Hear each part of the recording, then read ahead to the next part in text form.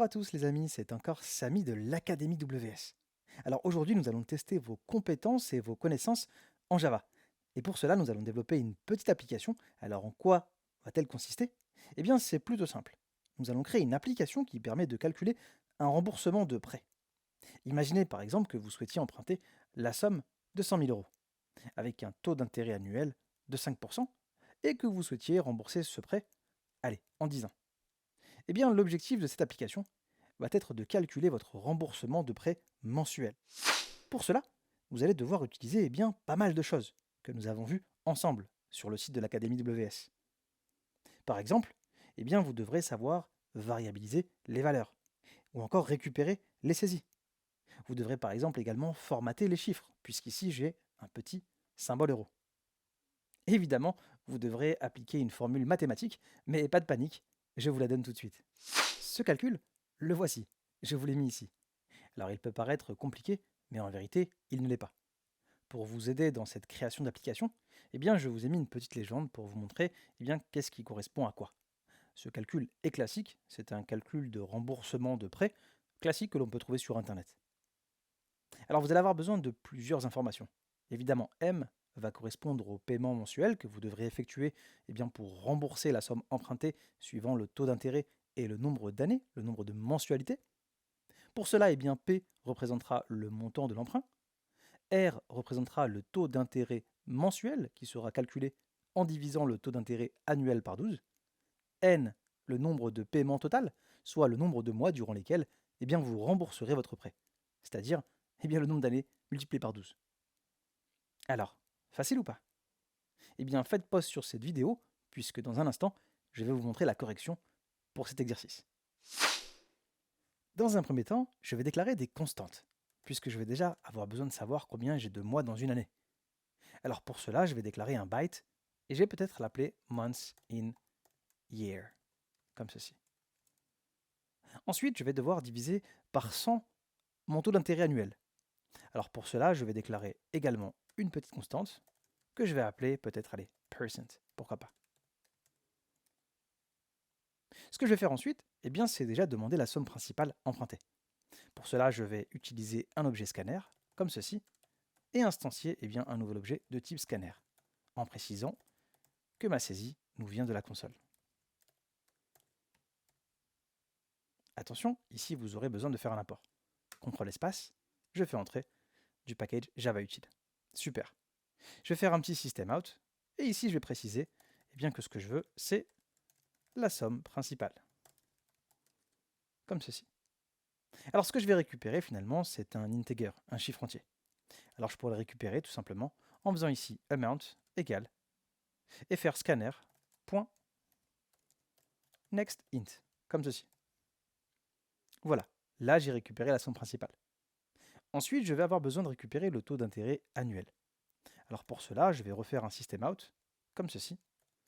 Taux d'intérêt annuel, 2 points. Et je vais faire un petit float, puisque je pourrais avoir un chiffre à virgule.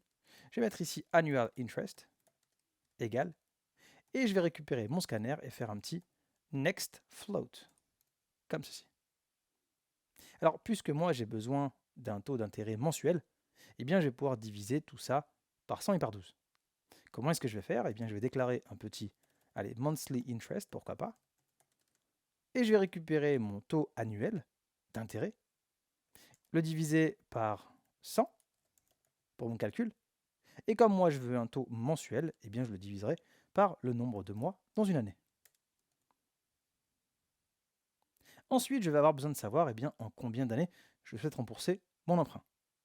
Ici, je vais refaire un petit system out et je vais préciser nombre d'années, comme ceci. Alors moi, j'ai fait des petits println, mais j'aurais pu faire des prints pour éviter d'aller à la ligne. Ce sera plus esthétique.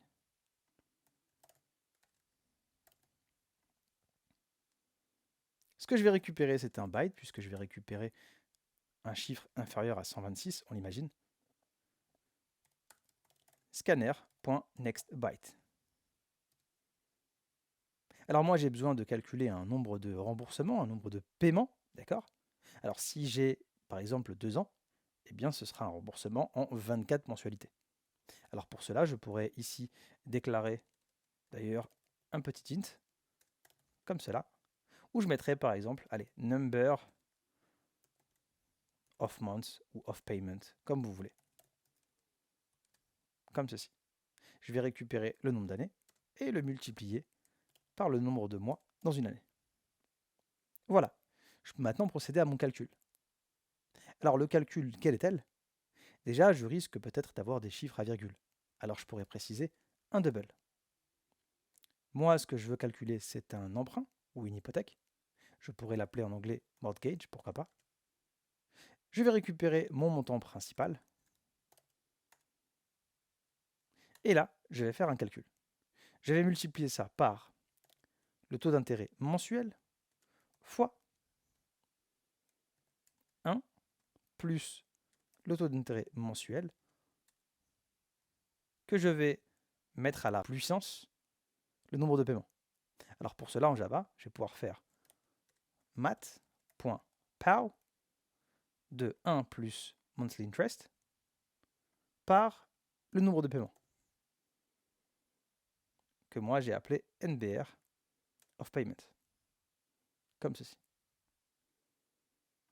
Le tout sera divisé par math.pow de 1 plus monthly interest par, encore une fois, le nombre de paiements, NBR of payments, moins 1. Alors là, je répète un petit peu le calcul. Mon remboursement, mon hypothèque, sera égal à la somme empruntée, multipliée par le taux mensuel, lui-même multiplié par 1 plus le taux mensuel, à la puissance du nombre de paiements. Le tout divisé par 1 plus le taux mensuel, à la puissance du nombre de paiements, moins 1. Alors je vous l'accorde, le calcul n'est pas forcément simple, mais ce n'est pas forcément le plus intéressant dans cet exercice. À partir de là, je vais vouloir formater mon résultat. Qui dit formatage, dit string. Pour cela, je pourrais passer par une classe qui s'appelle numberFormat, comme ceci. Récupérer ici l'instance objet des currency et formater mon résultat, à savoir mortgage. À partir de là, eh bien, je vais pouvoir faire un petit print qui dira votre remboursement mensuel s'élève à petite concaténation mon montant formaté. Alors j'aurais pu l'appeler amount formatted si vous le préférez. Alors est-ce que ça fonctionne? Testons. Je lance mon programme.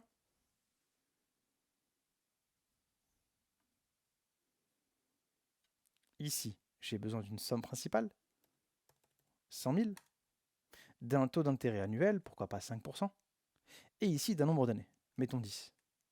Et a priori, eh bien le calcul est correct. Dites-moi tout en commentaire. Avez-vous réussi à faire cette application? Avouez qu'elle est plutôt utile pour 2 raisons. Dans un premier temps, eh bien, ça vous a permis de tester un petit peu vos connaissances de base en Java pour la création de vos premiers algorithmes. Et dans un second temps, eh bien, si vous cherchez par exemple à acquérir un immeuble ou un appartement ou une maison, eh bien, vous pourrez calculer maintenant vous-même le montant de vos mensualités grâce à Java. Plutôt pratique, non? Si vous n'avez pas réussi à faire cette application, eh bien, pas de panique. Je vous invite à revoir nos vidéos sur le cours intitulé Initiation en Java sur l'Académie WS pour revoir eh bien, ces points, ces concepts fondamentaux. Et je le suis sûr, d'ici peu, vous arriverez à concevoir cette application vous-même. Si en revanche tout s'est bien passé, eh bien je vous propose de passer à la suite.